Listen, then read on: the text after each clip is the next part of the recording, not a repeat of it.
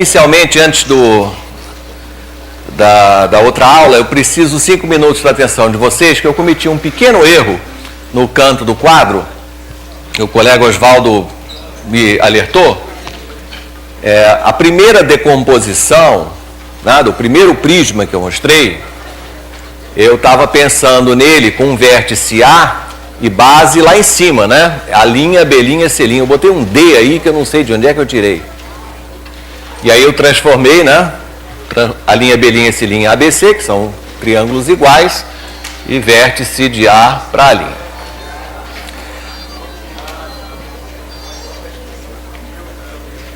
Também, essa forma de ver, que não é, inclusive, a mais rápida, né, tem outra maneira mais rápida de ver, mas essa tem uma enorme vantagem, que nós podemos facilmente calcular o volume de um objeto desse tipo.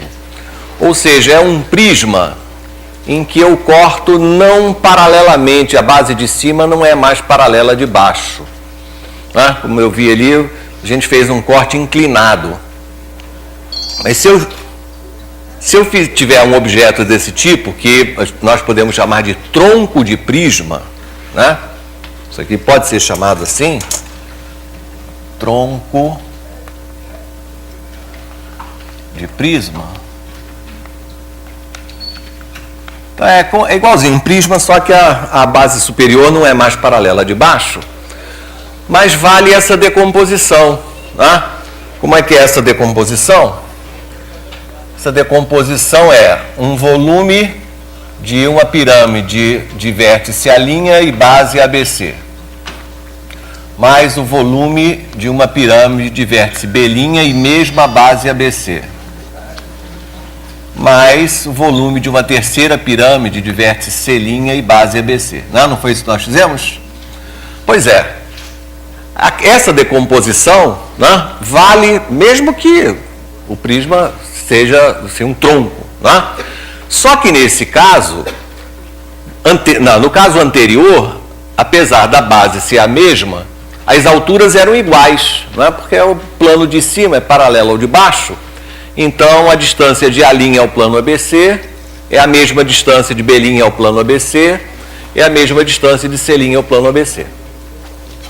Quando não tem mais a face de cima, não é mais paralela de baixo, então cada um desses três pontos tem uma altura diferente.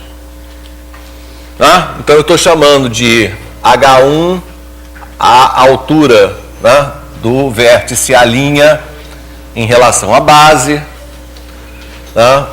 H2 a altura de B', H3 é a altura de C' em relação ao plano da base. Então as alturas agora são diferentes. Mas somando os três volumes, eu vou ter 1/3, a área da base que é a mesma, a altura H1, mais 1/3, a área da base que é a mesma, H2, 1/3, a área da base, H3. E eu chego nessa fórmula curiosa, quer dizer, um tronco de prisma triangular, só vale no caso triangular, é a área da base vezes a média das alturas. A área da base vezes a média das alturas. É claro que quando as três alturas são iguais, né, e o plano de cima é paralelo ao plano de baixo, isso aqui dá uma altura única. Tá? Vocês vão ver esse objeto agora, rapidamente, chamado tronco de prisma.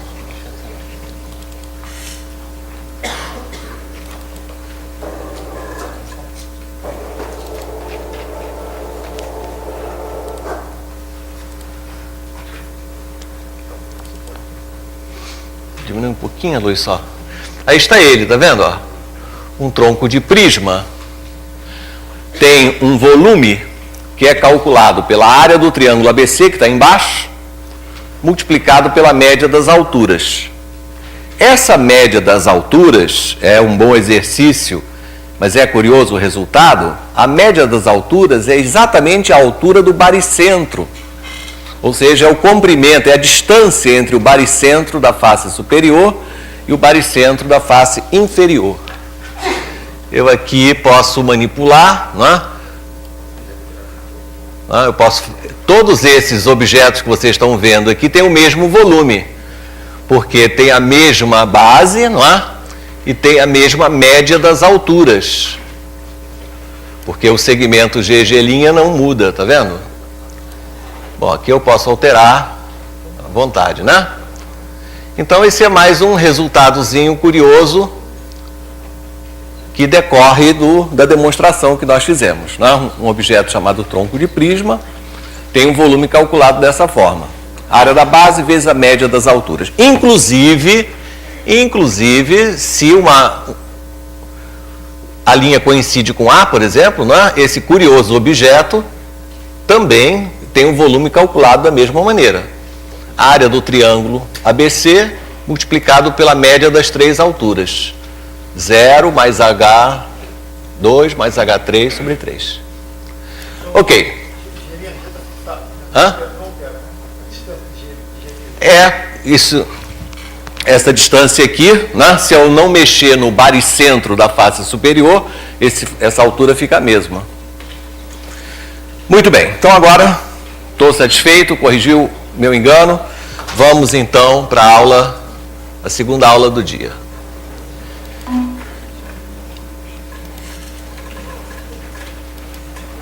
Eu já pode desligar isso aqui. Eu já anotei os exercícios de hoje. Aqui é matemática financeira. E aqui algumas coisas de volume, não tem nada difícil hoje não, tá?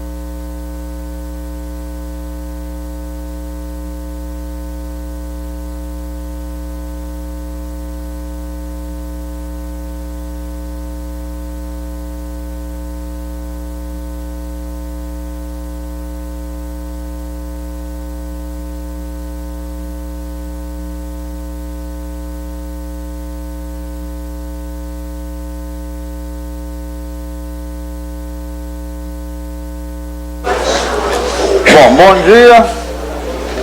A aula de hoje é sobre matemática financeira. Matemática financeira é um assunto que, inexplicavelmente, não costuma ser ensinado no ensino médio. Então a gente chega no Brasil a essa situação absurda de um aluno com 11 anos de matemática, 8 no fundamental e 3 no médio. O aluno tem 11 anos de matemática, ao final do ensino médio ele entra para a universidade e ele não é capaz de decidir racionalmente entre uma compra à vista com desconto e uma compra a prazo. Ao mesmo tempo ele aprendeu a fazer contas com matrizes, aprendeu que são números complexos e é incapaz de decidir racionalmente entre uma compra à vista e uma compra a prazo. Isso é, na minha opinião, uma maluquice total. Matemática financeira pode e deve ser ensinada no ensino médio, e a hora adequada é exatamente ligada a progressões geométricas, né? Portanto, na primeira ou na segunda série, dependendo do currículo de cada escola. Bem, a operação básica da matemática financeira é a operação de empréstimo. Alguém que tem um certo capital, digamos, R$200, empresta esse capital a alguém por um certo prazo, digamos 2 meses. Depois desses 2 meses, a pessoa que tomou o empréstimo vai pagar o empréstimo, vai devolver os R$200 que tomou emprestado e vai pagar algo mais, como uma espécie de remuneração pelo empréstimo do dinheiro. Vai pagar, digamos, R$240. A quantia emprestada, R$200, a gente chama de principal. A quantia paga, a gente chama de montante. Também podemos chamar o principal de capital inicial, que é o valor inicial da dívida, e chamar o montante de valor do capital final, né? Que é o valor da dívida ao final do período de empréstimo. A diferença entre os dois, montante menos principal, é o que a gente chama de juro.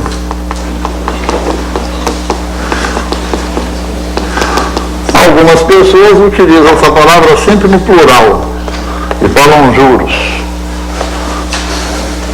No nosso exemplozinho, os juros aqui são de 240 menos 200, R$40. O que a gente chama de taxa de juro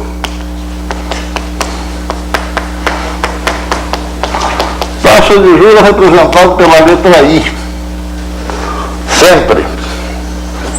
Por que I?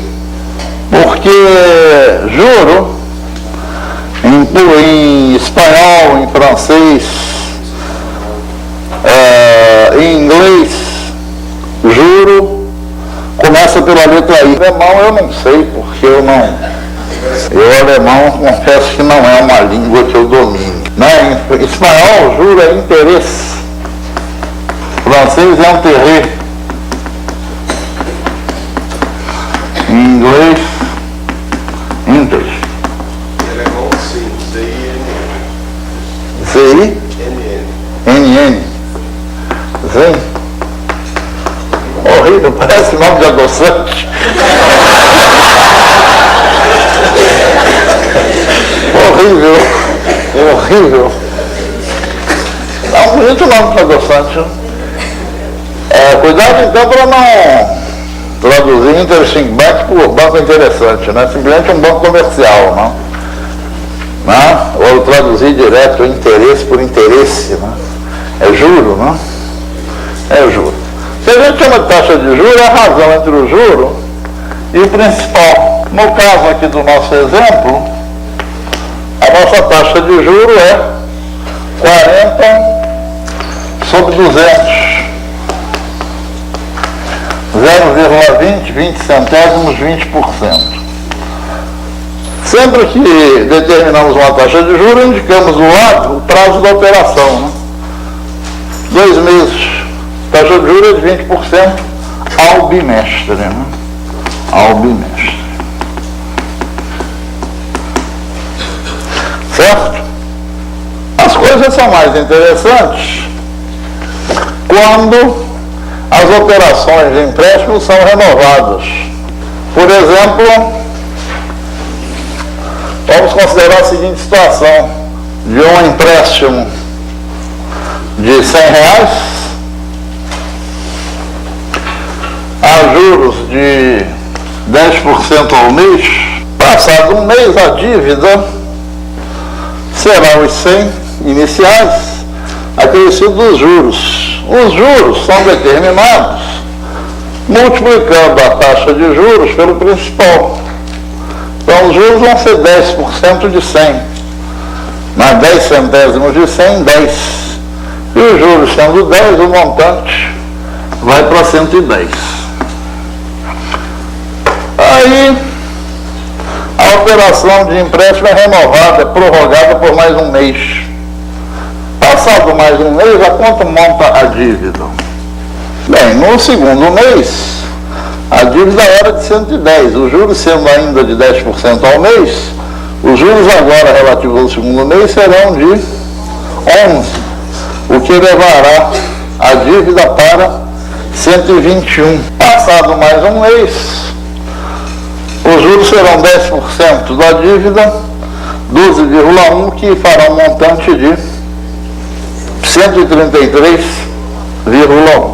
Esses juros assim calculados são chamados de compostos. O que caracteriza os juros compostos é o fato de, em cada período, os juros serem determinados, aplicando-se a taxa ao montante do início do período, certo? Existem outros juros chamados de juros simples. Como eu sou a favor de colocar as coisas no contexto devido em que elas aparecem na vida real, eu sempre que apresento a ideia de juros simples, eu apresento da seguinte maneira: havia um reino encantado, onde havia um velho cheio da grana e um príncipe, muito elegante, muito bonito e duro. E aí o príncipe foi para o velho e pediu um empréstimo ao velho. Pediu um empréstimo de 100 reais. Combinaram juros de 10% ao mês. Passado um mês, o príncipe foi lá e o velho disse: muito bem, veio pagar os quanto que o senhor me deve? 110. E o príncipe diz: não posso pagar os 110 porque não tenho dinheiro. Nesse exato momento, quando o velho vai ter um ataque, surge uma fada encantada e a fada joga um pouco de pó de pirlim-pim-pim no velho. E aí o velho vira para o príncipe e diz: não, tudo bem, seu príncipe, nós prorrogamos o empréstimo por mais um mês. Mesmas condições, juros de 10%. Mas como eu estou me sentindo muito bondoso, eu não vou lhe cobrar os juros de 10% sobre os 110 que o senhor me deve agora. Vou cobrar os juros só sobre os 100 que o senhor me devia no mês passado. O príncipe acha ótimo, né? Passa mais um mês, o príncipe vai lá, o velho está lá esfregando as mãos. Não, veio me pagar os quantos que me devia mesmo, hein? 120. Veio me pagar os 120 que me devia? A príncipe diz: não vim porque não tem dinheiro. Aí, quando o velho vai dar um ataque, surge a fada encantada e a fada joga pó de pirlim-pim-pim no velho. A nossa fada trabalha com doses crescentes de pó de pirlim-pim-pim. Ela bota uma dose dupla de pó de pirlim-pim-pim no velho.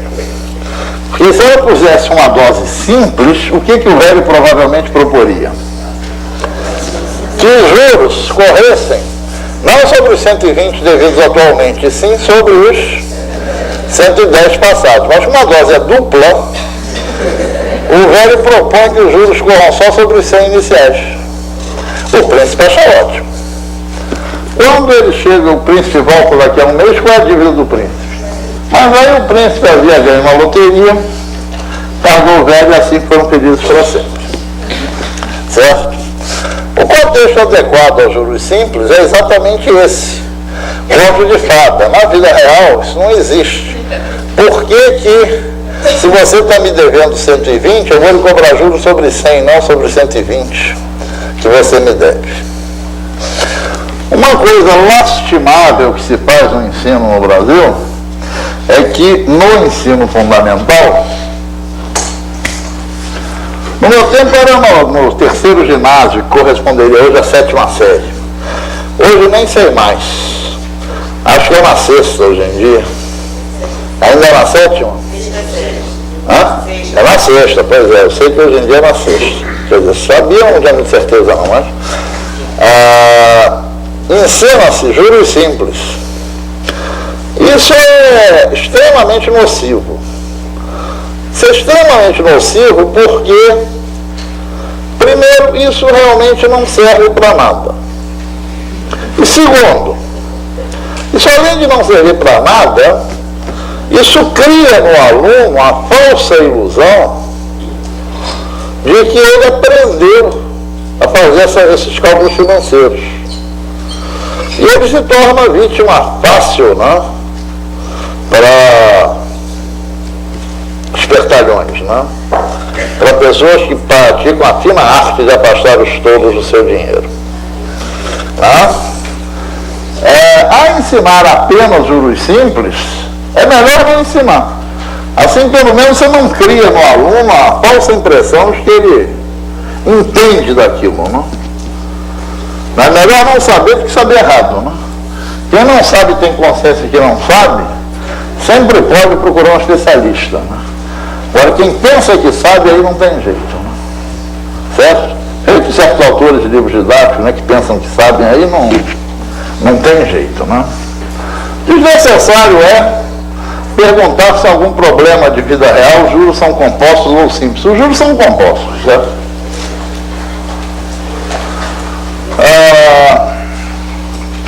Qual é a fórmula básica de juros compostos?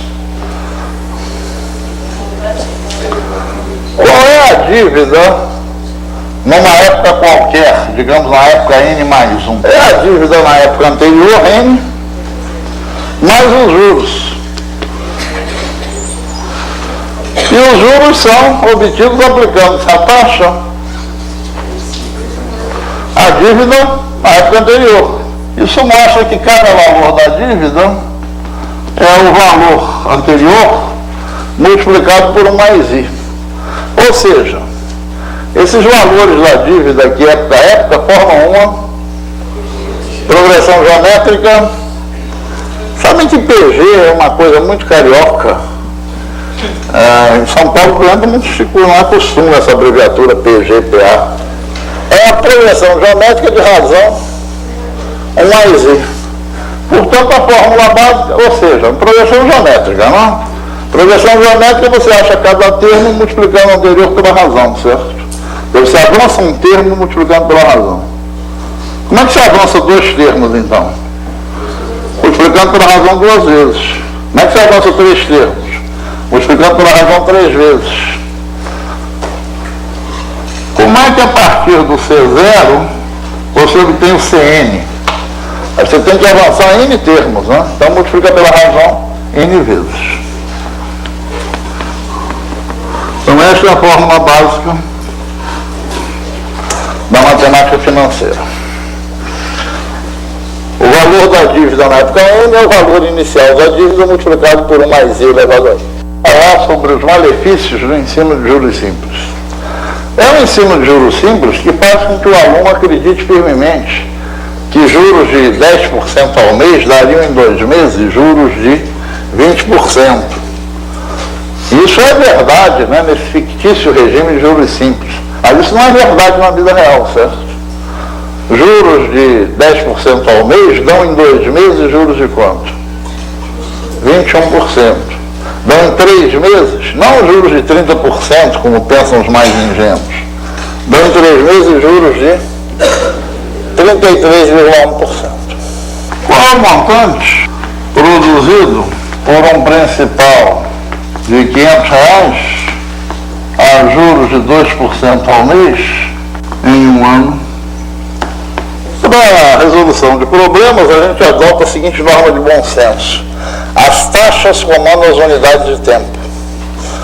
Nós já vimos que não é tão simples assim converter taxas, não é? 10% ao mês não dá em 2 meses 20%, né? Dá uma coisa mais esquisita, certo?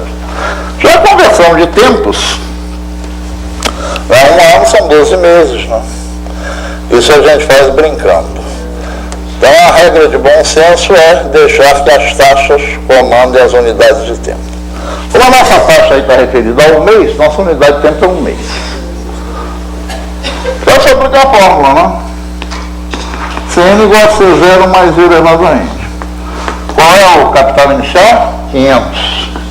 Qual é a taxa de juros? 2%, 2 centésimos. E como a unidade de tempo é um mês, um ano corresponde a 12 meses. Isso aqui, fazendo as contas, dá 634,12. Repare que uma pessoa que aprende juros simples, né, provavelmente chegaria a outra resposta aí, né? Uma pessoa que impropriamente aprendeu juros simples na 6ª série, raciocina erroneamente que 2% ao mês dariam em um ano 24%, e 24% de 500 dá 120. Encontraria para montante 620, certo? E não 634. Eu nem gosto muito de começar por esse problema. Eu não vejo muito jeito de evitá-lo, mas eu não gosto muito de começar por esse problema, porque pode criar no aluno a falsa impressão, a falsa expectativa que a gente aprende matemática financeira para ficar fazendo esses cálculos bancários aí, certo? Cálculos esses que na realidade a gente nem faz mais, né? Porque a gente já recebe as boletas prontinhas com tudo calculado, etc. e tal. Na realidade, a finalidade da gente estudar matemática financeira é para tomada de decisão, certo? Para a gente poder decidir entre alternativas, tanto de financiamento quanto de investimento, certo? Aqui eu tenho horror a esse problema que eu acabo de resolver aí, porque ele esconde, né, o objeto, né, do estudo da matemática financeira. Só que para a gente poder fazer problemas realmente úteis de matemática financeira, é preciso que a gente entenda certas coisas. Eu sempre, quando eu vou começar a matemática financeira mesmo, eu sempre escolho um aluno e digo que eu estou querendo dar um presente a ele. E peço que ele escolha se ele prefere receber R$10 ou R$50. Inapelavelmente, o que os alunos escolhem? R$50. E aí eu digo para a vítima, tudo bem, está combinado. Eu acho que você decidiu mal. Porque se você tivesse escolhido R$10, eu lhe daria os R$10 agora. Tem até aqui uma nota de R$10 prontinha para te dar. Você tendo escolhido 50, eu não vou poder lhe dar agora. A falar a verdade, se você escolher 50, eu vou lhe dar os 50 daqui a 10 anos, tá? Daqui a 10 anos você me procura que eu vou lhe dar os 50. É claro que o aluno fez um mau negócio, né? Certo? Né? Ele certamente aproveitaria mais R$10 agora do que 50 daqui a 10 anos. Para que a gente possa fazer alguma coisa útil em matemática financeira, é preciso que se entenda que o valor de uma quantia não depende apenas da quantia. Depende também da época a qual a quantia está referida. Na mesma data, não há dúvida que é melhor receber 50 do que receber 10. É melhor pagar 10 do que pagar 50.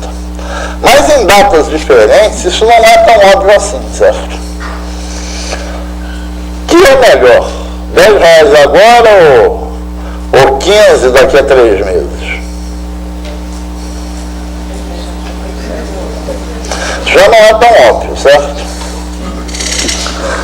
De modo que eu sempre digo também aos meus alunos que matemática financeira, encarada como deve ser encarada a matemática financeira, ou seja, tomada de decisão, matemática financeira é uma matéria extremamente simples, porque no fundo só há um problema de matemática financeira. O único problema de matemática financeira que existe é deslocar quantias no tempo.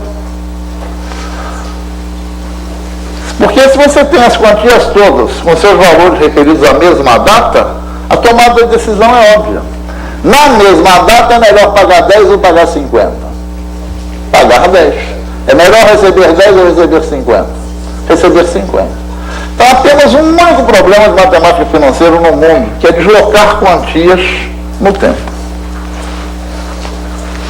Qual é a fórmula que desloca quantias no tempo. É exatamente esta que aqui está. O que essa fórmula diz é que o que hoje vale ser zero, valerá daqui a n períodos de tempo Cn, ou seja, C0 que multiplica 1 mais i elevado a n. Ou seja, como é que você leva um valor do presente para o futuro? Você leva um valor do presente para o futuro multiplicando o valor por 1 mais i elevado a n. O que hoje vale C0 valerá daqui a n períodos de tempo C0 que multiplica 1 mais i elevado a n. Você leva um valor para o futuro multiplicando por 1 mais i elevado a n. Se você leva para o futuro multiplicando por 1 mais i elevado a n, como é que você traz o valor do futuro para o presente? Dividindo por 1 mais i elevado a n. Aqui está, então, a essência da matemática financeira. Leva-se um valor para o futuro multiplicando-o por 1 mais i elevado a n. Traz-se do futuro para o presente, dividindo-o por 1 mais i elevado a n. Agora, nós podemos fazer um problema de matemática financeira. Suponha o dinheiro valendo 5% ao mês. Bom, qual é o significado dessa frase? Significa que eu julgo indiferente, é indiferente para mim, pagar R$100 agora ou pagar 105 daqui a um mês. Para mim, tanto faz. Como eu chego a uma conclusão dessas? É que provavelmente eu devo ter competência para fazer um dinheiro na minha mão render 5% ao mês. Então, se eu tenho R$100 na minha mão, eu consigo transformar esses R$100 em 105 daqui a um mês. Logo, para mim é completamente indiferente, tendo que efetuar um pagamento, pagar 100 agora ou guardar esse dinheiro por um mês, transformá-lo em 105 e pagar 105 daqui a um mês. Certo? Suponha então o dinheiro valendo 5% ao mês. Qual é a melhor alternativa para o comprador? À vista, com 10% de desconto. Pagamento um mês após a compra, com 5% de desconto. Pagamento em 3 vezes. Pagamento em 3 vezes sem juros, sendo o primeiro pagamento no ato da compra, o segundo 30 dias após a compra e o terceiro 60 dias após a compra. Interessante é que situações dessas são extremamente comuns na vida real e as pessoas decidem isso de modo inteiramente emocional. Não decidem de modo racional. Aliás, a minha experiência diz até que o processo de decisão é uma coisa muito ligada ao sexo. Homens e mulheres costumam tomar decisões emocionais opostas. As mulheres, em geral, não resistem a um pagamento em parcelas, porque é uma oportunidade de voltar à loja, ver as novidades. Interessante, quando eu comento isso, as mulheres ficam furiosas comigo. Mas eu também estou criticando os homens. Os homens também não decidem de modo racional. Estou apenas dizendo que ambos decidem de modo emocional e de maneiras diferentes. Mas ambos decidem emocionalmente. Mas só as mulheres, em geral, ficam curiosas comigo. Os homens encaram com naturalidade. Eu sempre exijo dos meus alunos que façam um desenho. Vou desenhar aqui as 3 alternativas de pagamento do artigo. Mas isso não interessa, né? Se um processo é melhor para comprar um carro, também para comprar uma televisão. De modo que eu vou arbitrar o valor, né?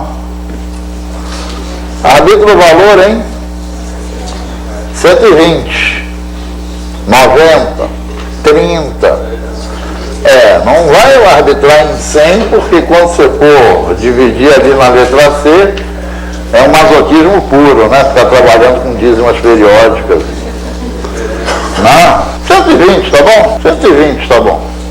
Na primeira alternativa, quando o preço é igual a 120, o pagamento é à vista, chamar a data da compra de época zero. Por que eu insisto em fazer o desenho? O tipo de erro mais comum dos alunos nesses problemas de matemática financeira é na numeração dos tempos. É extremamente comum o aluno resolver metade do problema com uma numeração de tempos e metade do problema com outra numeração de tempos. E aí erra todos, não? Erra absolutamente todos os problemas. Se você olha para a compra à vista, é super natural você chamar a data da compra à vista de época zero. Se você olha para as três prestações, é super natural chamar a data da primeira prestação de data 1, né? Só que essas duas coisas são incompatíveis, porque a primeira prestação da alternativa C é na mesma época que a compra à vista, certo? Da alternativa A. Então você não pode chamar a mesma data ao mesmo tempo de 0 e 1, né? É essencial fazer o desenho para evitar esse tipo de erro, que é extremamente comum. Se o preço é 120, com 10% de desconto, 10% de 120 dá 12, 120 menos 12, 108. O cara aqui paga 108. Na alternativa B, ele paga um mês após a compra. Ele paga aqui, mas paga com 5% de desconto. 5% de 120, 6. Então ele paga 114. Na alternativa C, ele paga na época 0, na época 1, né? Não dá tempo aqui, evidentemente, é um mês, na época 2. É sem juros, né? E sem desconto, né? Então ele paga 120 em 3 iguais, 40, 40, 40. Qual é a alternativa que você preferiria? Eu diria que, sem fazer as contas, os homens optariam por A e as mulheres por C. Hã? Não? É ou não é? É sim. Os homens optam por A e as mulheres por C, sem fazer as contas. Né? Nem os homens estão agindo racionalmente, nem as mulheres estão agindo racionalmente, estão agindo emocionalmente. Bom, esse problema é um problema super interessante, porque, na realidade, quem resolve esse problema resolve qualquer problema de matemática financeira, né? Porque só um problema que é deslocar quantias no tempo. Como é que eu resolvo esse problema? Eu elejo uma data de comparação, data essa que é chamada de data focal, e converto os valores para essa data focal. Qual é a data que preferem? 0. Então 0 é a minha data focal. O valor da alternativa A já está na data 0, 108. O valor da alternativa B, para eu levá-lo para a data 0, eu tenho que trazer um tempo, né, uma unidade de tempo para trás. Como é que eu levo o valor para o futuro? Multiplicando por 1 mais I elevado a N. Como é que eu trago do futuro para trás? Dividindo. Então eu tenho que retroceder uma unidade de tempo. Então eu divido por 1 mais I elevado a 1. Isso aqui dá, posso digitar? Posso. 108, isso? E na alternativa C, esses 40 já estão na data certa. Esses 40 devem retroceder uma unidade de tempo.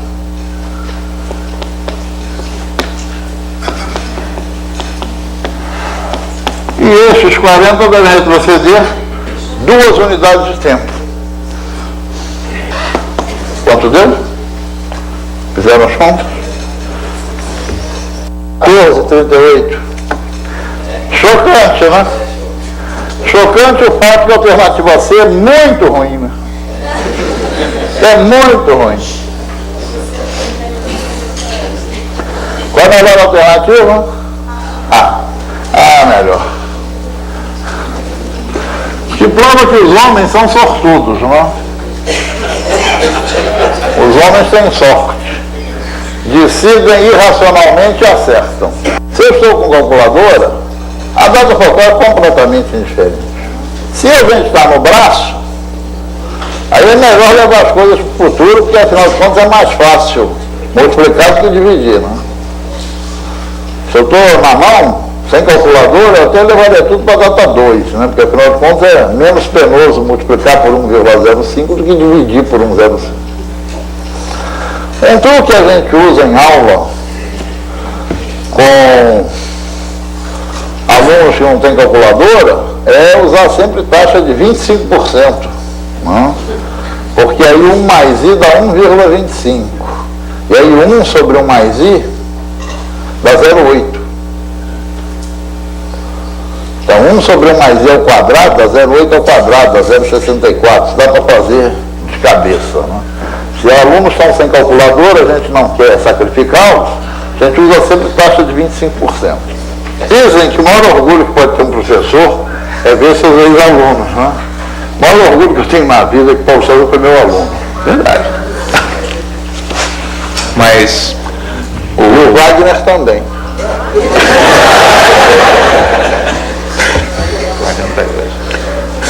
eu vou fazer referência a isso na minha aula depois. Mas a respeito da calculadora, essa é uma ocasião em que a gente tem uma oportunidade real e significativa de usar calculadoras. Boa parte do uso que a gente faz de calculadora na vida cotidiana é para isso, né? Por que as pessoas têm calculadora? Por que todo camelô tem uma calculadora? Para fazer conta. Então, e conta ligada à situação de compra, venda, decisão. Então essa eu acho uma oportunidade extremamente importante de fazer atividade com calculadora. Se você vai estar preparando seus alunos para concurso, tudo bem, faça algumas atividades sem calculadora, mas é uma perda de uma oportunidade extremamente valiosa não utilizar a calculadora nesse contexto, porque é assim que as pessoas usam calculadora na sua vida cotidiana, para resolver situações desse tipo. Então a gente tem a oportunidade de mostrar que uma calculadora que hoje em dia é acessível a todo mundo, não é mais a situação que a gente tinha alguns anos atrás de que você precisava ter recursos para ter calculadora. Hoje não é assim.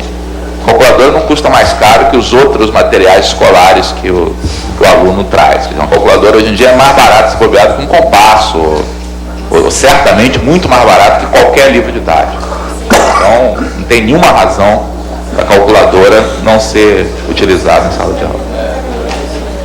Eu queria fazer só uma observação que é exatamente uma observação não matemática.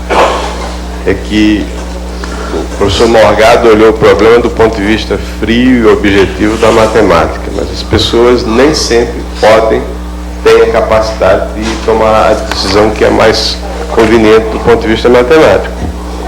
A pessoa pode não ter os R$108 no momento. Esse aqui é o ponto. Então ele aceita, essa pessoa aceita isso sem falar do ponto de vista hedonístico, né? Do ponto de vista que você mencionou, que é caracteristicamente feminino, e até um certo ponto você está certo, que é a vantagem de ir várias vezes lá ao shopping, se for um shopping agradável.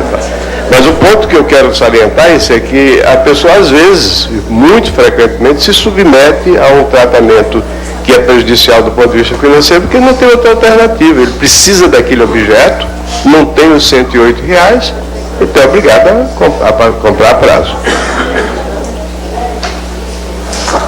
Claro que o pressuposto desse problema de tomar de decisão é que a pessoa possa optar pelas alternativas oferecidas. Se realmente eu não tenho R$108 agora, a alternativa não existe para mim, certo? Eu não posso levar em consideração uma mais alternativa a ela, não é acessível à minha pessoa. Mas se eu sei que eu não vou ter 114 daqui a um mês, a alternativa B também não é acessível, certo? Então tem que nascer, não. São extremamente comuns na vida real o que a gente chama tecnicamente de séries uniformes. Uma série é uma lista de quantias referidas a épocas diversas. Quando você compra uma geladeira, um eletrodoméstico a prestação, né, as suas prestações constituem uma série, né, porque são várias quantias, né, os valores das prestações, cada uma referida a uma época diferente da outra, certo? São as datas de vencimento. Séries uniformes são aquelas em que as quantias, que são popularmente chamadas de pagamentos, ou eventualmente prestações, mas o nome técnico mesmo é pagamento, as quantias são todas iguais. E o intervalo de tempo entre quantias sucessivas também é fixo, certo? No caso que você compra uma geladeira aí numa loja, não, o Ponto Frio, que já patrocinou a Olimpíada Carioca de Matemática, o Ponto Frio. Então, você compra no Ponto Frio bonzão, né, que já colaborou com a Olimpíada Estadual do Rio de Janeiro de Matemática. E, aliás, tem um excelente site na internet, onde você pode comprar as coisas na internet. Ponto Frio. Que não só tem serviços eficientes, como tem serviços relevantes prestados à matemática brasileira, patrocinando a Olimpíada Estadual do Rio de Janeiro.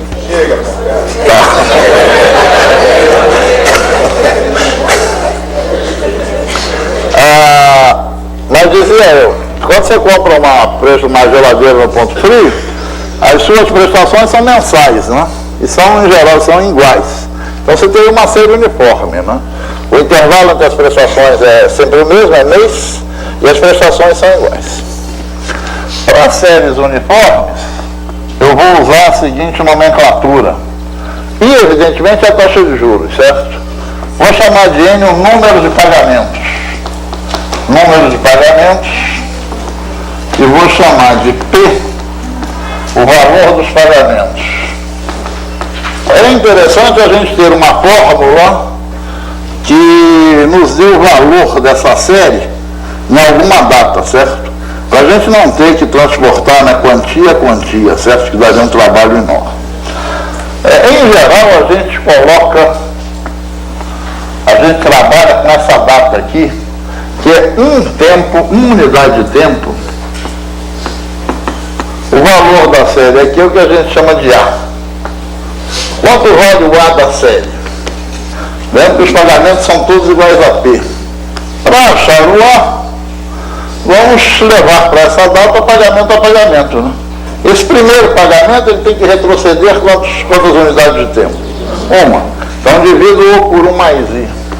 O segundo pagamento tem que retroceder 2 unidades.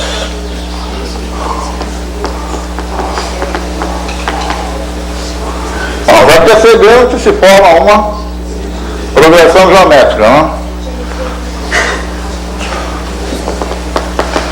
O último pagamento, que é o enésimo pagamento, tem que retroceder N unidades de tempo. É uma progressão geométrica. A razão é 1 sobre 1 mais I, né? Fazendo as contas aqui no denominador, 1 mais I vezes 1 dá 1 mais I. 1 mais I vezes 1 sobre 1 mais I dá 1. Então aqui no denominador nós vamos ficar com 1 mais I menos 1. 1 mais I menos 1, I. E aqui vou apenas mudar a notação. Vou escrever, em vez de 1 sobre 1 mais I elevado a N, vou escrever 1 mais I elevado a menos N. Os cálculos vão ser feitos com calculadora. Com calculadora é melhor realmente calcular 1 mais I elevado a menos N do que 1 sobre 1 mais I elevado a N, certo? Então essa é a fórmula básica das séries uniformes. Naturalmente alguns me perguntarão, qual é a necessidade, o que essa data que eu elegi aqui tem de especial? Por que esta data e não uma outra? Nessa data daí a fórmula resultante final é bonitinha, né? Simplesinha, fácil de guardar. Haveria outra data bonitinha também? Haveria. A data do último pagamento da série também é uma data bonitinha. Resulta numa fórmula também simpática. Todas as outras datas resultam em fórmulas mais complicadas, mais difíceis de decorar, certo? Na realidade, o que a gente precisa é de uma fórmula que dê o valor da série em alguma época, né? Então, essa daqui funciona às mil maravilhas. Uma geladeira custa à vista R$900. Pode ser paga em 6 prestações mensais iguais, vencendo a primeira 2 meses após a compra. Os juros são de 4% ao mês. Determine o valor da prestação.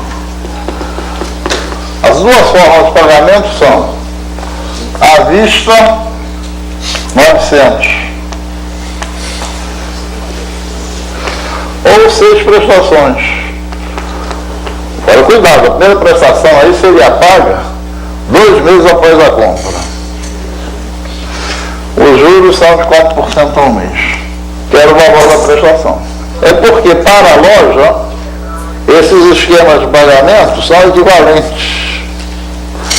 Se eles são equivalentes, né, convertidos para a mesma data, eles são iguais, certo? Então vamos eleger uma data aí e converter os valores para essa data. Agora, nesses problemas de série, nós já fizemos a eleição da data boa para fazer as contas, né? Qual é a data boa quando temos um problema de série uniforme? É sempre um tempo antes do primeiro pagamento, porque nós temos uma fórmula prontinha aqui que dá o valor da série. Ou seja, a data boa agora é a data 1. Levando esses 900 para a data 1, obtemos 900 que multiplicam mais I. Né? Porque ele tem que avançar um período de tempo. E aqui, trazendo para a data 1 esta série, eu estou achando o valor da série um tempo antes do primeiro pagamento da série.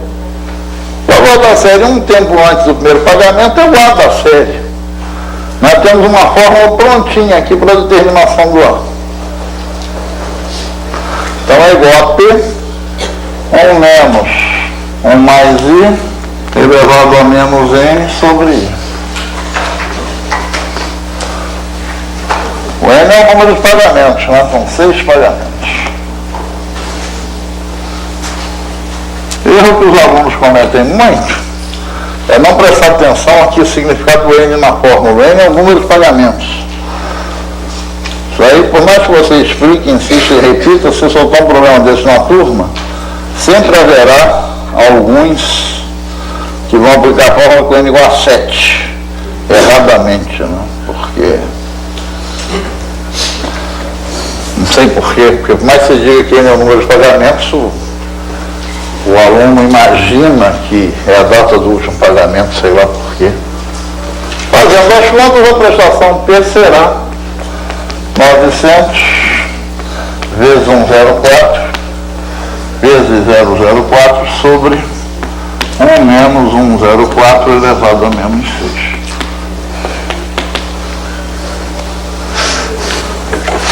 Com o auxílio da calculadora,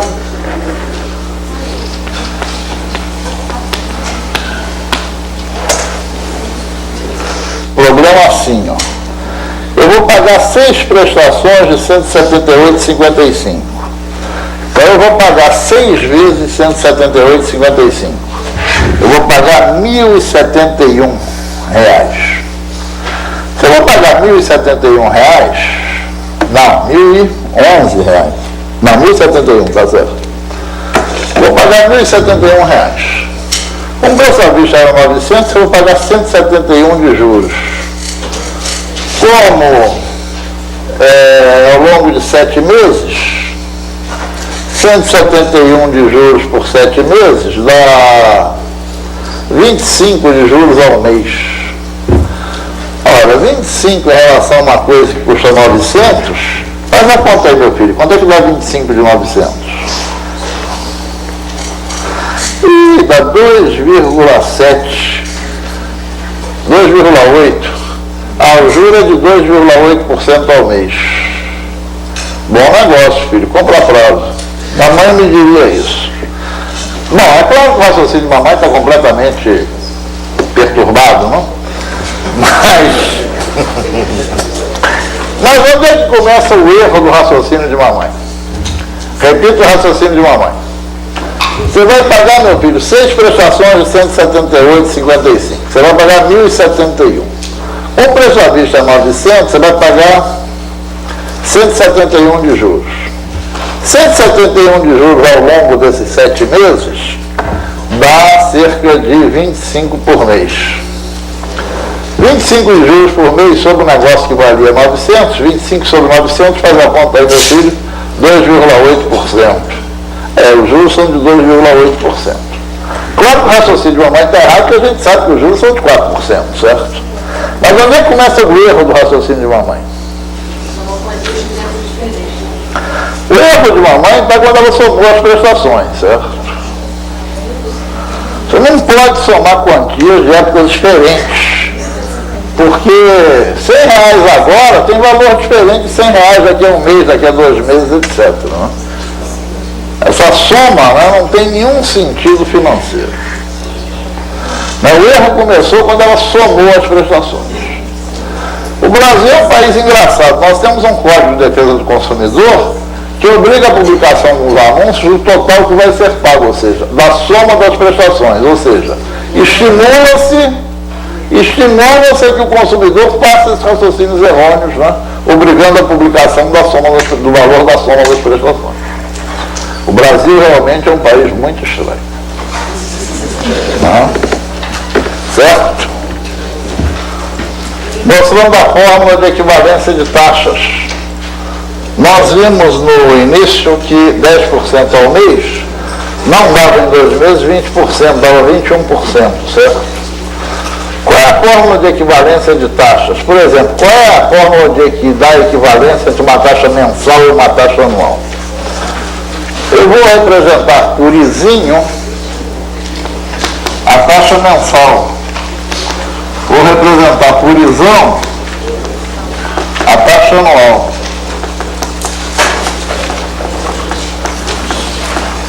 Por um principal igual a A. Se eu utilizar a taxa anual, eu tenho que avançar quantos anos? 1. Então multiplico por 1 mais I elevado a 1. Se eu trabalhar com a taxa mensal, eu tenho que avançar quantos meses? 12. Então multiplico por 1 mais Izinho elevado a 12. O A simplifica e a gente obtém que 1 mais Izão igual a 1 mais Izinho elevado a 12. Essa é a fórmula que relaciona a taxa anual com taxa mensal. De modo geral, a fórmula de equivalência de taxas diz que 1 mais Izão é igual a 1 mais Izinho elevado a N. Não? O N aí é a razão entre os períodos de tempo, certo? No caso de ano para mês, 12. Se fosse, por exemplo, trimestre para mês, o N seria 3. Certo? Alguma pergunta do Rio de Janeiro ou de fora?